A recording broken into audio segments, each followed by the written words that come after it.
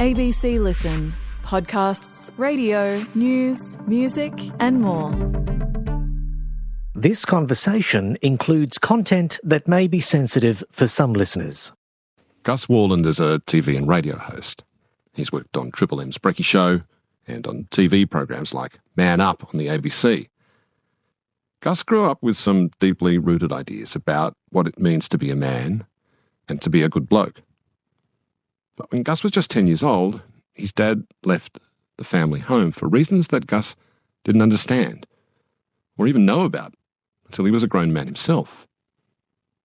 The departure left a male role model-sized hole in Gus's young life. And so he looked to someone else for advice. And that's where Angus stepped in. Angus was the cooler, older, good-looking boyfriend of his cousin. He lived just down the road, and he guided Gus on big teenage decisions, sport, girls, and Year 11 subject choices. And then Angus helped Gus with even bigger, more grown-up decisions, getting his first proper job, marrying a lovely girl from England, buying his first family home and becoming a dad.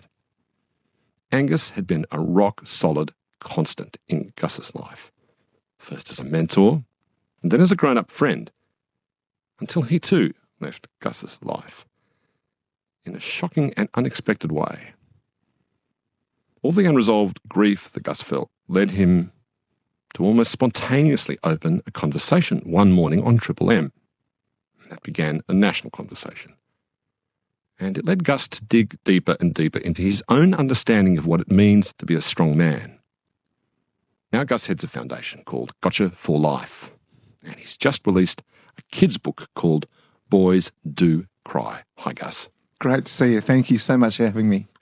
Tell me about your dad, David, what he was like when you were growing up as a kid. Yeah, Dad was a cool dad. You know, he was the coolest dad, I suppose. He wasn't around a lot. He spent a lot of time overseas, and back in the day, if you went overseas, you went for months and months and months. It wasn't sort of back and forth. He would stay over there for a few weeks and then he'd go to another country. He was setting up Travelodge hotels all around the world and finding spots and then organising the building and so forth. So Mum was the absolute constant, but Dad was this good-looking, great guy that would sort of fly into our world every couple of weeks and, I don't know, just bring gifts from overseas and was always fun to be around, and he was just awesome. Was he flamboyant? Very flamboyant, yeah. I suppose the best way I can describe is at Knox Grammar School, which was a very sort of, I suppose, back in the day, quite sort of prudish. My dad would turn up in the cabriolet BMW with the village people pumping out with the top down, and all the kids wanted to come to our place and get in the car and have a lot of fun, and all the other parents, I'm not quite sure what they ever thought of it, but they thought he was a little strange, I suppose. But my dad, there was always plenty of energy around him. I remember that day when he did turn up in the cabriolet with the village people. He got out of the car and he had the smallest pair of white shorts and no top on. You can just imagine that at Warunga, can't you, with all the mums and dads there? But yeah. Believe it, that was the 70s, and such things were acceptable back in the day. They were. So. In fact, they were even expected of men. You'd have to wear the tightest pair of shorts. Of course. Well, my dad certainly took it to the nth degree. I think he always wanted to bring whatever he saw in Europe and America back to Australia, and we were maybe a few years behind them. So were they so tight it was hard to get out of the cabriolet? Yeah, I think so. There was a little bit more painted on than anything else. And what were you like at school? So I was, if you put me in a box and just told me what to do, I was that sort of kid. I loved my mates. I had a good bunch of mates and I just knocked along. I got 50%, I got 40%. I was never a scholar, but I loved my sport. I loved my war cries and my house and that sort of stuff. So I just loved the whole feeling of what Knox gave me. And in the end, I got some leadership roles in year 12 and I just felt like this was the right place for me. How about your mum? How was your mum when you were growing up? Mum was awesome. Mum was a model with Vogue until she was in her 40s. Glamorous and tall for a lady, which is why she thinks she was a model, but I think she had the overall package. All my mates were in love with her. She made like the best cakes. All my mates wanted to have sleepovers. All my mates wanted to hang at our place because Mum was a little looser with the rules than perhaps some other parents. So our house was always the party house. Even to this day now, my mates will independently ring my mum, take her out, take her shopping. Yeah, she's just still loved by those blokes today. Tell me about her first modelling job that she had in England when she went over there on the boat, as you did back in those days. Yeah, she went on the boat 6 weeks through the Suez Canal. She had 4 dresses, and if you got invited to the captain's table, which she did once a week in those 6 weeks, she'd wear this really posh dress. She was glamorous. She went to England and she went to a place called the White House. And that was a department store where back in the day you had to have an appointment to go in there and have a look. And all the posh ladies used to go. But posh ladies would never take their clothes off in the shop. You'd have to have a model of every size woman. So Mum was one of these models, there's 12 of them, where Mum, if someone walked in who was tall, glamorous, size 8 to 10, my mum would then put that gear on and the lady would see what she would look like in that, because a lady would not take a gear off in the shop. You see how that really happened? I just always thought that was some kind of fantasy scene in a movie. No, that absolutely happened. And years later, 1986 end of, I did my gap year in England and Mum said, I'm going to come with you to settle you in for a week. We went to the White House and the lady that used to run these models is still there. Mum walked up to her and said hello, and the lady turned around and said, hello, Janelle. As if she had sort of turned up for work like the day before. Incredible, this lady who just has run this place, and it's still there today at the White House. What do you remember about your mum and dad's relationship? How that looked through your eyes when you were little? I always remembered Mum and Dad having fun. I always remember Mum being sort of the ultimate mum, sort of the stay-at-home mum, old school, and Dad was this exciting guy that used to fly around, and every time he'd come home, he'd have sort of grape bubble gum, which we couldn't get here at the time. And it was so exciting. I could go to school and give it to my mates. And my dad was just this exciting machine that would fly in and fly out. But I've never, ever heard them have an argument. Never heard them do anything other than be happy.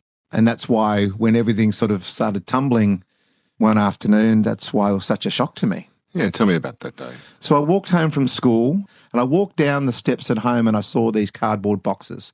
It was weird to see that. And I remember just thinking about it and then walked past it, went and got some afternoon tea, and then Dad was doing some bills and then he said, we're all going to have a family meeting, which didn't happen very often.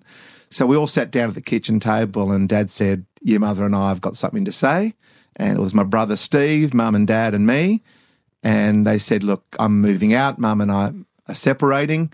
We love you, all those sort of normal things. Well, I didn't take that well at all. I literally got up and left and went straight to a house down the road, the Newcombs, which was one of my best mate Clint's place. And I just hid down there and I was crying, and Mrs. Newcomb rang my mum and said, he's here, what's happened? And the news got through. And a couple of days later, I got delivered back. And that's when I started asking some questions, because I had mates at school that used to talk about their mum and dad not getting along or sleeping in separate beds or separate rooms. My mum and dad never showed any of that. And that's why I just was blown away by it. So there was no warning in your mind? No inclination whatsoever. Totally out of the blue? Totally out of the blue. I mean, I live in a bubble. I'm one of those people that do live in a bubble, so I'm less likely to see things because I just see things as just, that's it, and move on. I don't think too much about it.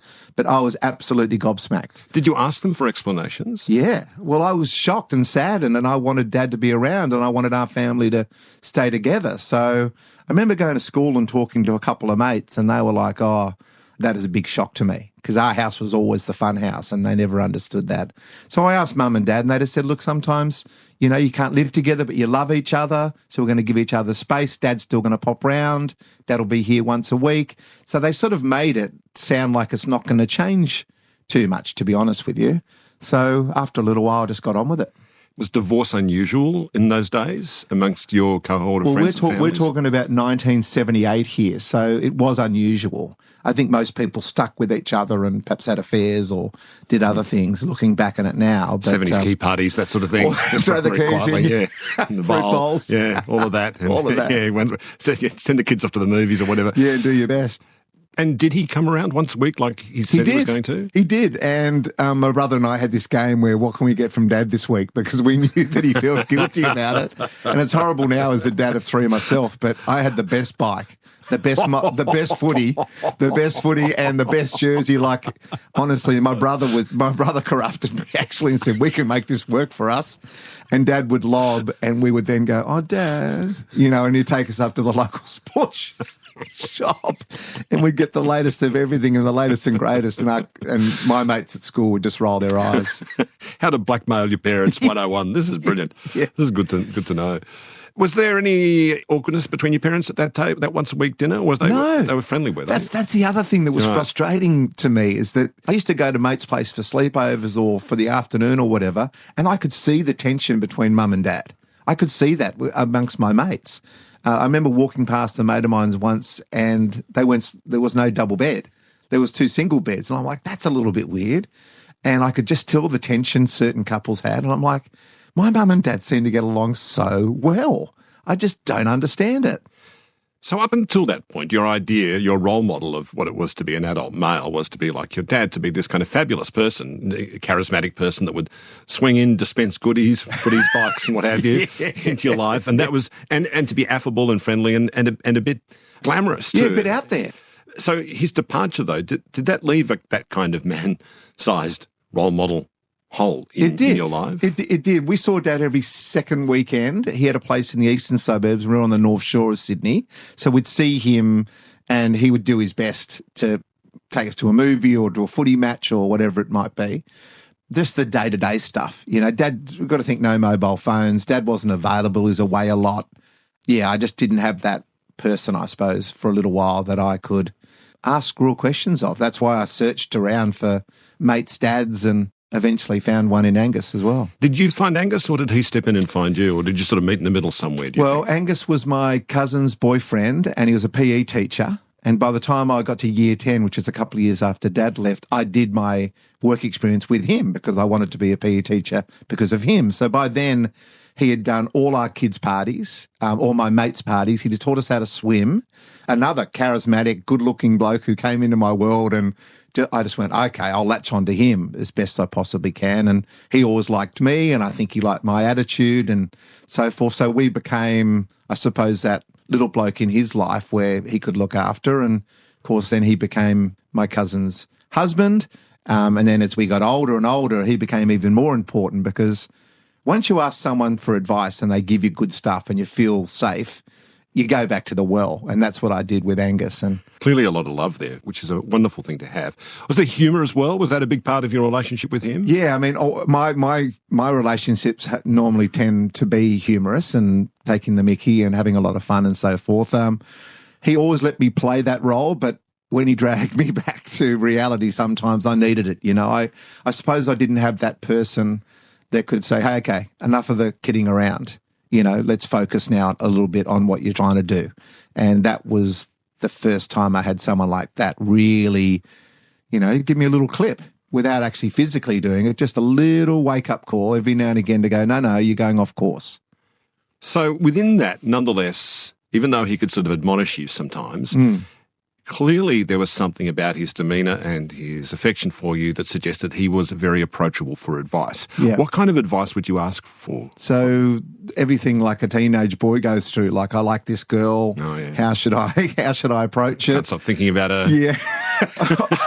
I always wear my heart on my sleeve, so I'm more likely to go out for a cup of coffee and then tell them I love them. Like within, and I may not love them, but I just love that moment and I love what I'm doing, so I just say it. And people were saying that's probably, wow, yeah, a little inappropriate. Well, yeah, but still, it must have been, what effect did it have for you to take a teenage girl out for coffee and say, I love you? Well, I did that. So my first girlfriend, sort of proper girlfriend, was on the Australian junior tennis team who I met through the Newcombs, who lived down the road. When you say the Newcombs, are we talking about John Newcomb? Yeah, the Big Mo. Yeah. So the great Australian tennis player, John Newcomb, was that's right, world number one friend. back in the first. Well, right. He was, again, a bit of a second dad to me and a bit of a hero because he was on ads and he was on TV shows and he was world number one when we were growing up and playing tennis. He was given that singular Australian honour of being accorded a monosyllabic name. He was Nuke. Yeah. I met him once and I accidentally called him Nuke, which was too familiar because I'd only met him for the first time, but I felt I was entitled to, and I thought, afterwards, that was a bit familiar. I shouldn't have done that. He wouldn't have minded that at all. Right. The big Mo. He's a legend. His son Clint is still one of my best mates today. So I used to ask Angus and Nuke to a certain degree, you know, what subject should I do? Like, I've got to drop a few subjects. They knew that I wasn't a Rhodes Scholar. So they knew that I was more about sort of having a bit of fun and playing sport and just getting involved in other the school world. But girlfriend stuff, sometimes I was having drama with a few of my mates in my group. You know, as you grow up, you know, different positions change within the group and so forth. Those sort of fatherly questions that if Dad was home every night, I would have said, Dad, can I have 5 minutes? I did that with Angus. You finished high school and went to England to go to changed my school life there, and that's where you met this very nice girl in Somerset in England. Yes. Tell me about this girl. So Wells Cathedral School was the school. So I did a gap year where I was actually a member of staff, but I was still only just 18. I remember just sitting and they always put you in the PE department because that's the easiest one. I was sitting with the head of PE and this girl just walked into the office and I went, oh my goodness. Oh, really? It was like that. It was like, oh, it's you. Was it like you're the one? Honestly, I was like, oh, wow. Like not just the looks, but just this energy and just this, I don't know, she just had this great relationship with the teachers because she'd been there for 6 years and she was now head girl and all that type of stuff. But it was instantaneous, was it? For me, it was. Who is this girl and where's she from? So as soon as she left the office, I went, who's that? And I got the rundown that she was actually she was a student, but her mum and dad both worked at the school. And I'm like, okay, well, that could get a little bit complicated. Then I found out that this English girl, had a boyfriend. Oh, no. Called Roger. Roger, eh? Roger. And anyway, I then that night went to the... Bloody Roger. And that night I went to the staff dinner and met Vicky's mum and dad. And they said, why don't you come home for a drink? So I saw Vicky again at home. And then we went to the local pub and we became mates I became mates with her mum and dad. Were they trying to put you in Vicky's way, do you reckon, instead of Roger? I think they quite like Roger, actually. In the long run, they might have been happier with Roger. But in saying that, nothing happened between Vix and I for that year. But the next year, her and Roger came to Australia in 1988 for their gap year, and they broke up then. And that's when I saw my opportunity. But she basically brushed me. She was basically put me in the friend zone. And years later, literally years later, 3 years later, I flew over to England and I saw her at the pub where she was working to get rid of her student debt. And within 3 hours, I asked her to marry me. And what did she say? She said, F off. And she said it in a way like... See, I was hearing music then at that point in my mind, Gus. So was I. I'm hearing music. This was the moment. And I'm hearing a big record scratch here, right? Yeah, right. Completely. So she said that to you. Were you devastated? Or you just thought, this is a temporary setback? She said it in such a way, it was like, you're an idiot. What? Just F off sort of thing. Oh, right. And then I had to explain myself. And she goes, we've always got along and stuff, but we haven't even dated. We haven't even kissed. Like, what are you talking about, you mad Australian? And I'm like... That's promising. Yeah. Well, it wasn't a complete no. Right. She said, why don't we date for a little while? And I went, okay, this is my opportunity. So she said, I'm about to date this guy down at university. I'll have to tell him that that's not going to happen. And why don't we give it a go for a little while? And exactly a month to that day, she said to me, I've made my mind up. I want a long engagement because I've got uni and I want to finish that. But I love you too. And that's that. And that was we've been married 30 years, so that's 34 years ago. Around about this time as well, when you were about 19, you discovered the real reason at last why your mum and dad had separated. Tell me how you found out. Yeah, so John Newcomb, going back to the Big Mo, to Nuke, he had asked me to be a rouseabout at the New South Wales Tennis Open at White City, which was where it was at the time, just to go around the boxes, make sure there's enough ice in the drinks for the people that was there. At the end of that week, he said to me, mate, you've done a great job. I want to take you out for dinner.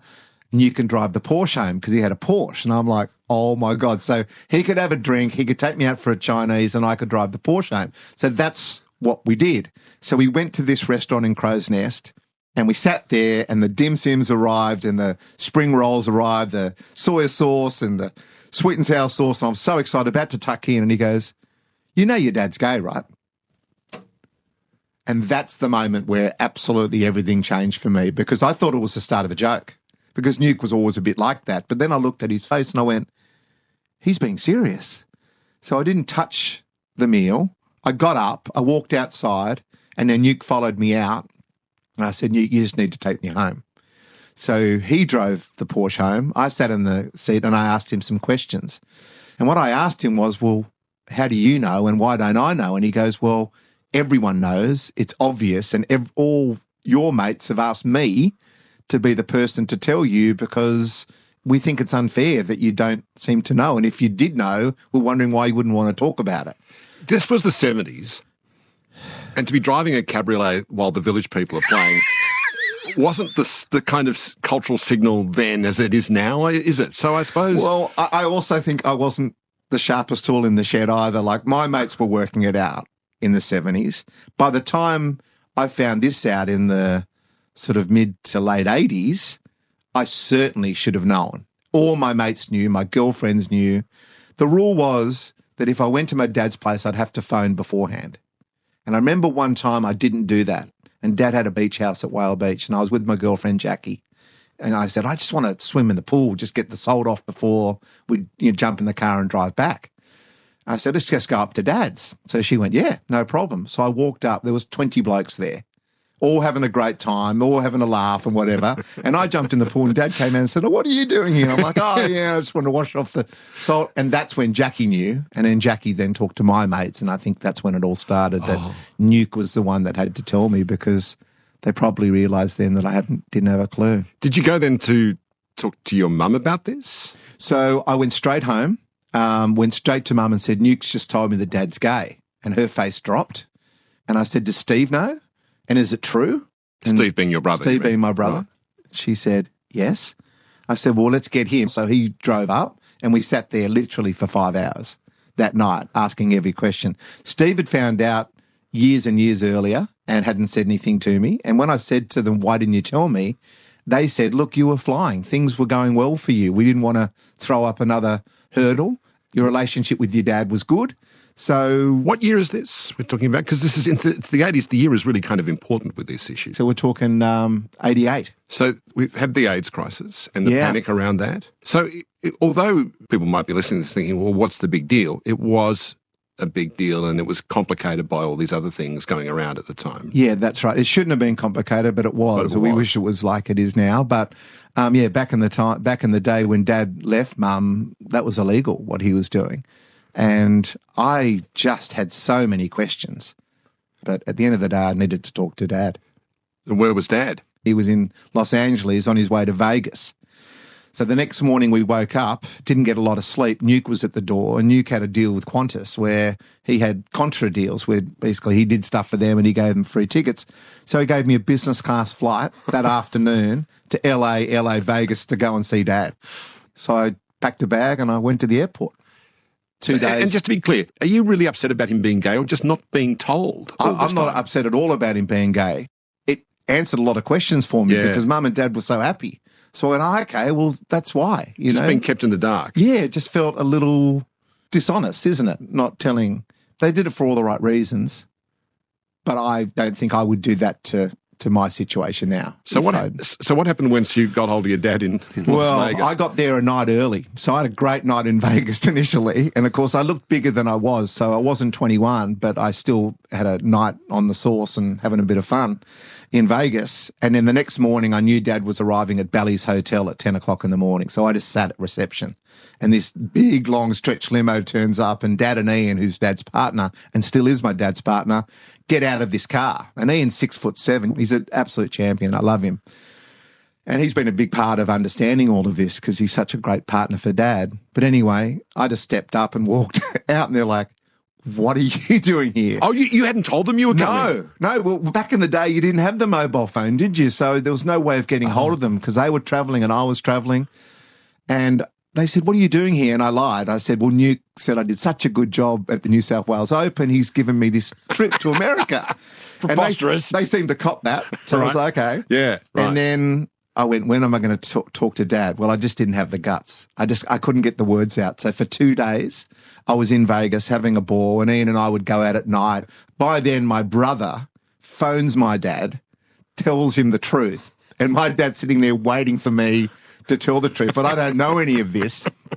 And then eventually, one afternoon, I went down to the pool, and Dad and Ian were sitting there, and I said, Dad, I've actually got to talk to you about why I'm here. And Ian sort of slinks off into the pool, and 4 hours later, my dad and I are still chatting. And I asked every question that you can imagine a young boy just trying to get some sort of understanding. And also, again, what to your point, why didn't you tell me? And what did he say? He said, "You were going well. You had enough disruption with me leaving. I didn't want to add that fuel to the fire." I remember coming home from Knox and talking about gay jokes, you know, the P word that we used to talk about. And I thought about all those moments that I've said that joke to Dad and Ian and how embarrassed I was that I would say things like that. So I fessed up and said how sad I was that I might have put them in an uncomfortable situation. And as I've got older, I've realised how brave that is, especially with children, for him to have done what he's done. The sexuality is one part of it, but the love is the other, isn't it? So it sounds like he was deeply in love with the man he's still with today. That's right, with Ian, that's right. And we call him Saint Ian because how does he put up with Dad and look after him so well? And he's been his carer now for a few years. I think that made it easier for me and my brother as well, and also for Mum, because Mum's got to think about Mum in all of this. She still was deeply in love with my dad and didn't expect any of this. The fact that Ian was such a good bloke and was such a hard worker and was lovely made it so much easier. We had Christmas together for years and years and years. We were all there together. It was a good family. Podcast and broadcast. This is Conversations with Richard Feidler.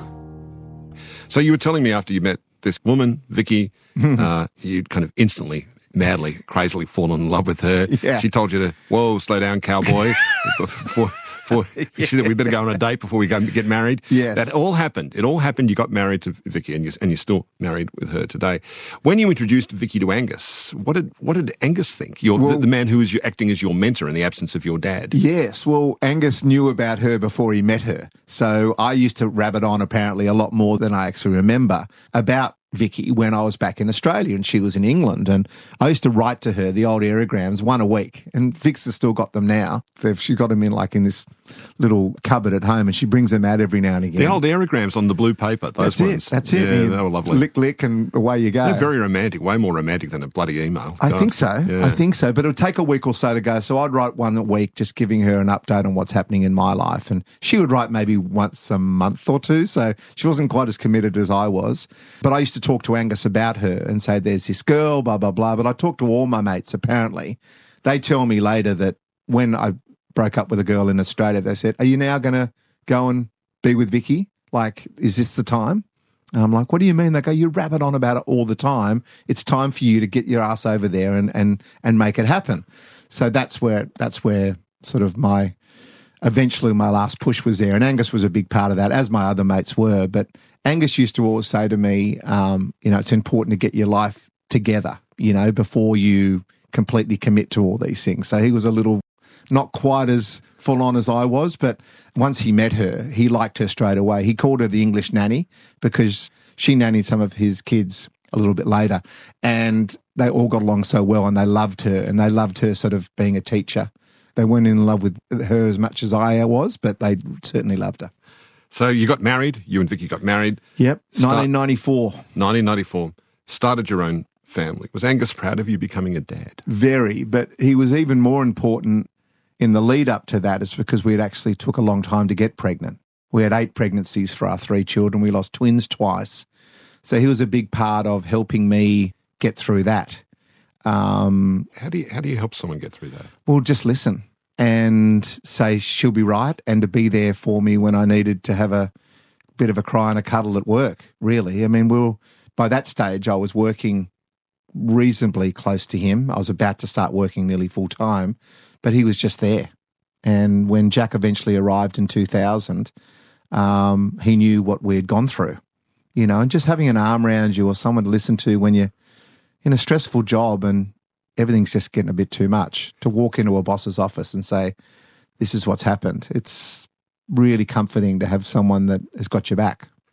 And once you had the kids, how did you take to fatherhood, Gus? Jack came after a couple of years, so he was what we called the miracle baby. Then Ella and Abby, bang, bang, like we had them all pretty quick. But I struggled to find my spot with Jack. So this was April of 2000.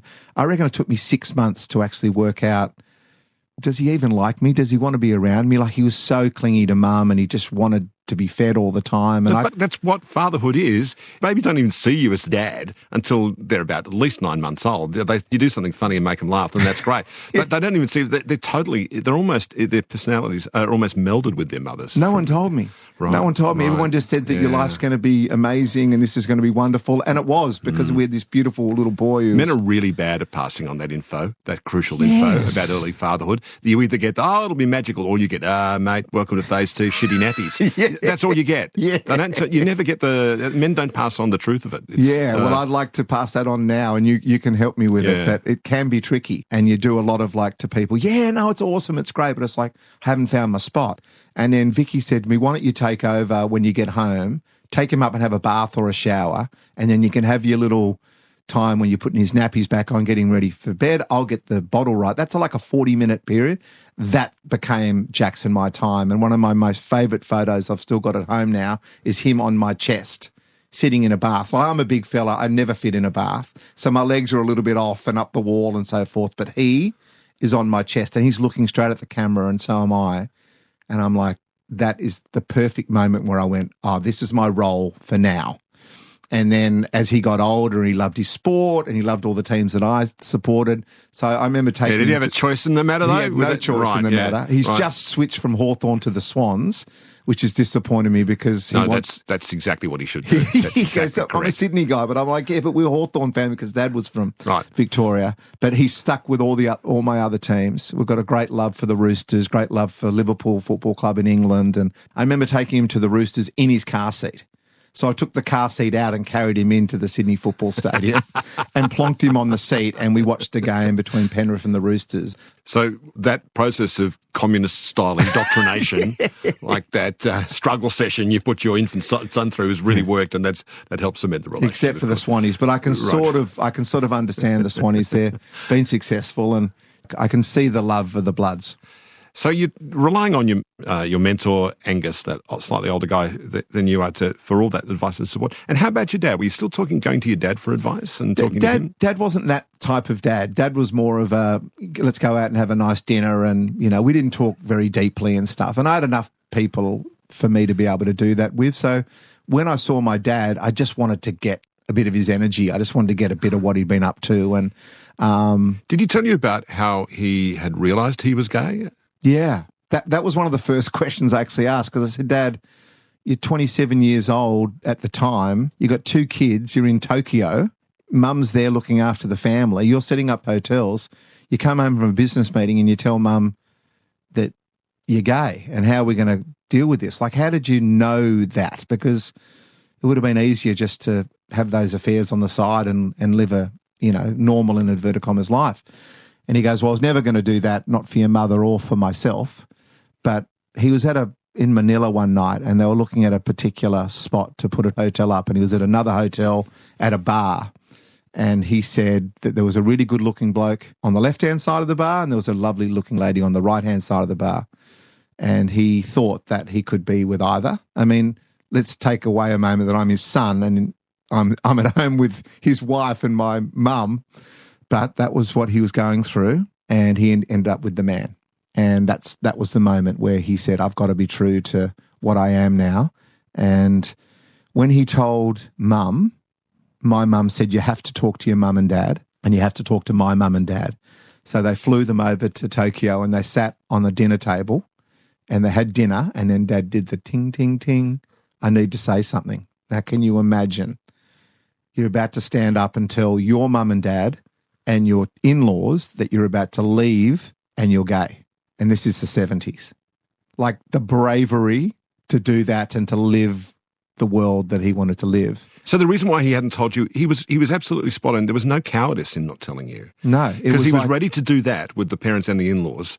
It really was about trying not to rock your boat too much. Yeah. My boat, he thought, had been rocked enough. I didn't feel I got rocked when Mum and Dad separated, but I did. And Mum says that too. So I think this was going to be a step too far. And they went, well, he's going along okay, so let's just leave him alone. So Dad got up and said, I'm gay and this is what's happening. And his dad didn't handle it well. His mum was silent. My mum's mum and dad just said, what are you going to do about the boys? we were sleeping 2 doors down from this living room in Tokyo, and Dad said, I'll always support them. This is my commitment, and he did that. So he was true to his word. So meanwhile, you become a dad, and tell me how Angus got you your first grown-up proper job. So my wife had a proper grown-up job. She was at PLC Pymble as a PE teacher, and she was playing Abbotsleigh one day, and Angus's daughter was playing hockey in the Abbotsleigh team, and I was just supporting Vix's team, and he came up behind me and gave me a big hug and said, okay, mate, time for you to grow up. Like that. That was the first thing he said. I'm turning around, I said, g'day, how are you, mate? Blah, blah, blah. And he goes, proper job, get yourself a proper salary, get yourself a mortgage, let's go. Because Sydney prices, this was around 2000. He said, ain't going to get any cheaper, so let's go. So I'm like, okay. So he said, I think I can sort something out for you. And at the time, laptop computers were only for the big bosses, and they were about $10,000 a pop, and they were 5 kilos in weight. And so he said, there's a lot of money in IT. You could sell ice to Eskimos. Let's go. So he got me this job at a company called Portable Computer Systems, and I did well. I was salesperson of the year for Oceania for 4 years straight, and was able to have this wonderful life and get a mortgage, and Vix and I got our first townhouse, and it was the start, and we got into the market, and I had a ball. And now that you were colleagues with Angus, your mentor, did your relationship then change? He was always the boss. He was always in charge of it, but he respected me more because I think he gave me this challenge and he saw that I picked it up and ran with it. But he was always the one that was in charge of the relationship, and I was happy with that. He was, older than me. He was more experienced than me. I've always been someone that sort of falls into my spot wherever I am, and I'm sort of quite comfy there. And I think I was that with Angus, and I wouldn't have wanted our relationship to change, but he certainly was much more prouder of me because of what I had done when he had challenged me to get off my bum and get a proper job, and how it went. So now we come to the hardest part of this story. Some years later, you were going to be the best man at a wedding when you got this terrible phone call. What can you tell me about that day, Gus? Well, this is the hardest bit, even all these years on, because he took his own life, and I got the phone call. I was on a golf course, and I had 5 or 6 missed calls from a bloke called Andy Single. And it was weird that he would ring more than once and just leave a message saying, let's catch up. So I rang him. I said, what's going on? And he goes, Angus is dead. And then in the same phone call about 30 seconds later, saying that he had actually taken his own life. And he took his own life on the day that his third and final child finished their HSC. So it was like he just got his kids educated and then he checked out. And then I obviously wasn't best man that day. I said to my mate, I can't. I need to fly back home. I flew back home, had all the cuddles and the cups of tea and all the sadness, and as you can imagine, and then I went looking for a note or looking for something, and I found a BlackBerry, and I found an old calendar, and on the calendar it had a big red circle around the date that he took his own life.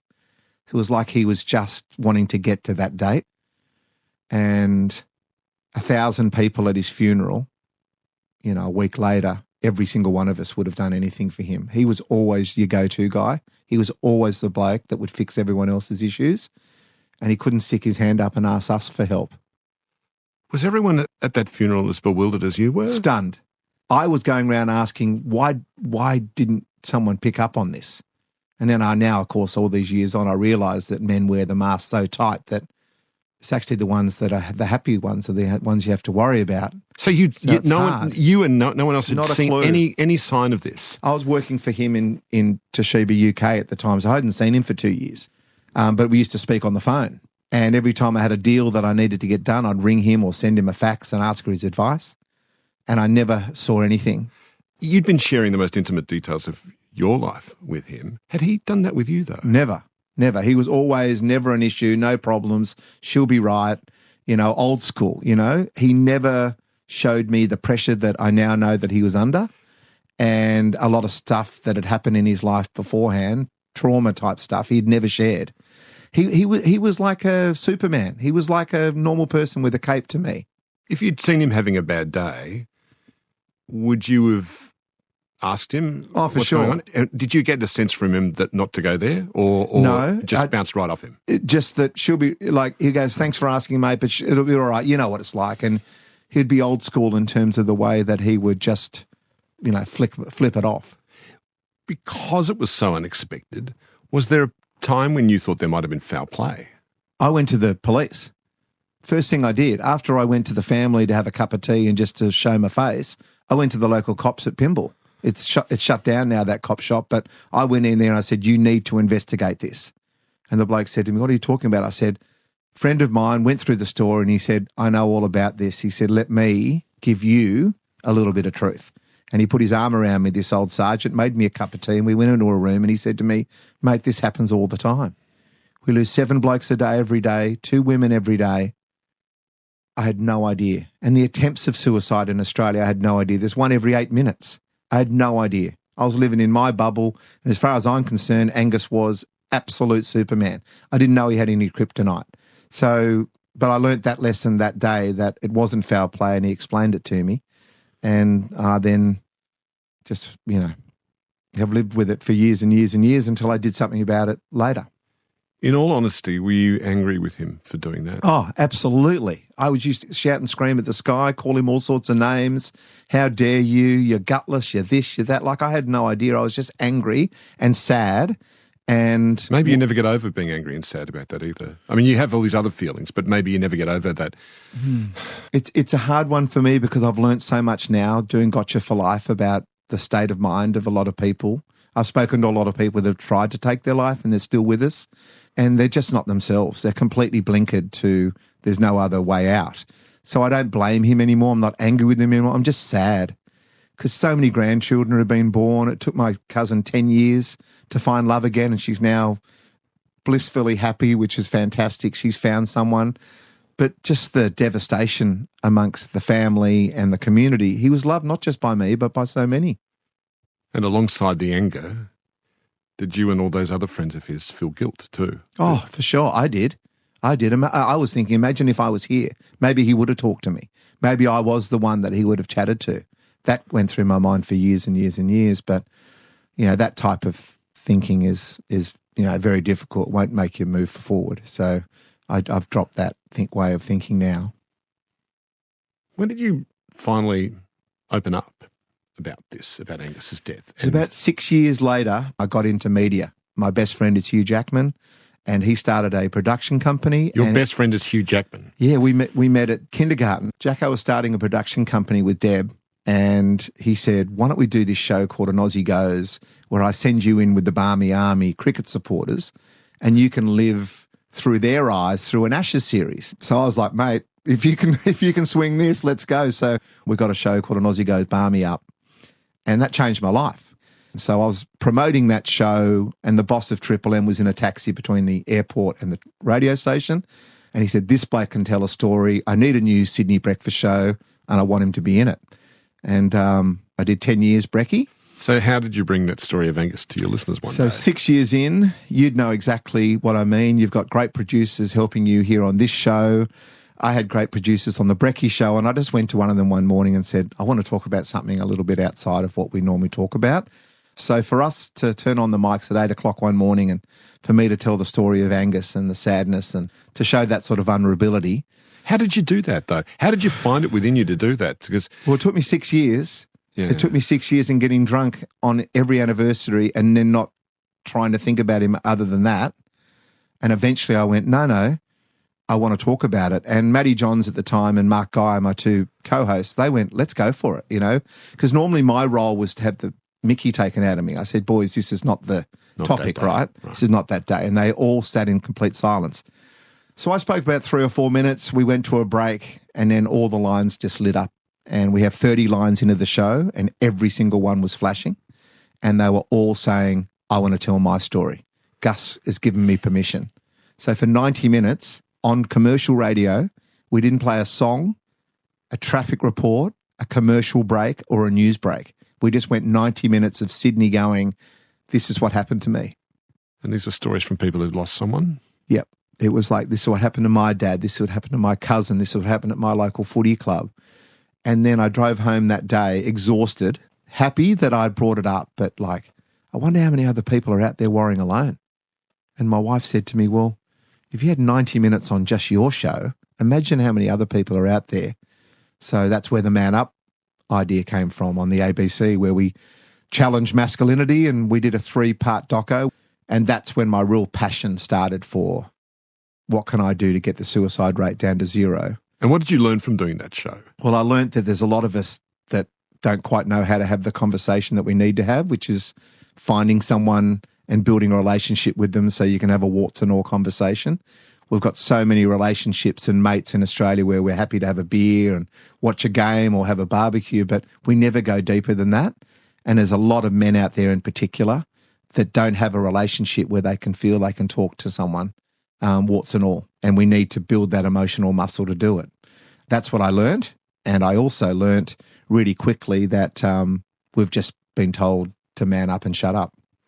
Do you think having a really good relationship with your wife has been a crucial part of learning how to talk about these things? Absolutely. And I've helped her in a way too, because her parents were more Englishy and a bit more, stiff upper lip type stuff as well. Right. Because her dad was a Navy officer and a publican and a teacher, so he was really old school, smoked a pipe, you can imagine. Only drank a pint if it had a handle on it. And her mum, my mother-in-law Sarah, they're both passed now, but she was a bit more chatty. But the English are told the same thing. We're told the same thing. Just everyone's got issues, so just get on with it. Don't bring it up with other people because you're just going to burden them. Well, I'm telling you that's not working. And that's why this next generation are hopefully going to be better than the one before, and certainly better than our generation of just not worrying alone about stuff, talking to someone. And as soon as you get the words out, it's never quite as bad as you think. Or someone else has had that issue and they've got their help. Why don't we just help each other and love each other more and be a bit more vulnerable? So at the end of that program, you started a suicide prevention foundation called Gotcha for Life. How big did you discover this problem is of bottling up things, especially for men? Just the shape, the scale and the size of the whole damn thing. Number one way to die if you're an Australian male or female, young, under 45, is suicide. We lose 7 blokes a day every day, 2 women every day. That's 9 Aussies that woke up this morning, won't wake up tomorrow morning. And on top of that, 1 every 8 minutes will be attempting. It's quite serious in regional Australia in particular, isn't it? Oh, my goodness. Regional Australia is worse, and in Indigenous it's twice as bad. So it's everywhere. And I did a TED talk on it a couple of years ago, and I did the World Health Organization numbers, and they were just over 1,900 people a day take their own life and over 40,000 attempt. And I found that having a simple conversation, finding out who your village is so you can work out who are your people, that is something that no one does. I was at a school last night with a whole bunch of parents. I'd talked to the kids during the day, 750 kids, year 9, 10, 11 and 12. Then I had the parents in the evening. And I asked them all to write down a simple list. Who are the people that you love and adore and you can't imagine living without? It's the first time those kids, all the parents, had ever written down that list. And then I asked them a simple question. Give yourself a mark out of 10 for how your relationship is with those people at the moment. Are you on top of that relationship? Do they know what's going on? Do you know what's going on with them? So many people have 3, 4 out of 10 for people they love and adore. So we have all these little connections that are missed all the time. We have all these relationships that aren't quite ever properly laid out properly because we are scared to do it. We don't have the words to do it. We want to have conversations, but we don't know how to start them. We just need to simplify it. And that's why mental fitness, which is what I call mental health, because we want to make it a bit more positive and give you exercise to get fit. This emotional muscle is so important. It should be a subject at school. It just should be. There's so many subjects that tick a box subjects just to do, to get your mark, to get your ATAR, to get to uni. We've got to learn to what it takes to be a boy and a girl, what it takes to be a man and a woman. That's the type of stuff that we want our kids to come out of school with, and that's the type of stuff we do at Gotcha for Life. And we've had no government funding, $21 million raised by mums and dads and some corporates, $21 million in 9 years. And that money goes into suicide prevention because it can't be more than 1. It's got to be 0 every single day. And we're a long way from that. You've got this kids' book, yeah, beautifully illustrated, and it's sort of notionally called Boys Don't Cry, but the NT is crossed out, so Yeah. it's Boys Do Cry. Yeah. The message is pretty straightforward, I suppose, at the start of that. It is. Well, the boy is not having a good day. It starts off with him spilling a bit of milk, but it's not him, it's his sister. Then his homework does get eaten by the dog. a spaceship lands on his foot. Right. A whole lot of stuff happens to him, and as the day goes on, he gets bluer and bluer, and it's beautifully illustrated by Heath McKenzie. And then eventually he gets home and he sheds a tear with his dad, and the blueness turns back to his normal colour, and he realises that all the stuff he's been holding on to has actually made him sadder and sadder. And I suppose it's such a simple thing, but I'm hoping that the mums and dads, carers that read it to the kids will grab something from it, and also the kids will realise that it's okay to be human. You know, it's all right to have all the feels, you know, feel all the feels, you know, and if you've got people around you that love you, they'll support you and they'll get you what you need. So many young kids tell us that their little emotional tap gets turned off at such a young age, and that's why we thought, let's go to and talk to primary schools. Has Angus's death turned you in from being a furtive crier to an open crier? Definitely. I ask people that knew Angus and me. In fact, someone sent me a photograph the other day I hadn't seen for a long time, and now I'm getting it blown up and I'm going to put it in my office. I asked people, do you think he'd be proud of me? And everyone goes, bloody oath he would be. He'd be so happy. And I'm like, oh, I'm just so wish I didn't have to do this, because someone else would be doing it, not me, if I hadn't lost Angus. You know, losing someone who gives you the passion to start something like Gotcha for Life. He would be proud of me, and I'm so proud of that. But God, I wish he was just here. It's been amazing speaking with you, Gus. Thank you for telling your story so beautifully. It's an amazing story. Thank you so much. It's a pleasure. You're a lovely man and you're easy to talk to, so thank you. Gus Worland is the founder of the Gotcha for Life Foundation. His kids' book is called Boys Do Cry, and it's illustrated by Heath McKenzie. If you'd like to speak to someone, Lifeline's there for you on 13 11 14. That's 13 11 14. Today's conversation was produced by Maggie Morris. Executive producer is Carmel Rooney. It was made on the lands of the Gadigal, Turrbal and Jagera peoples. I'm Richard Feidler. Thanks for listening.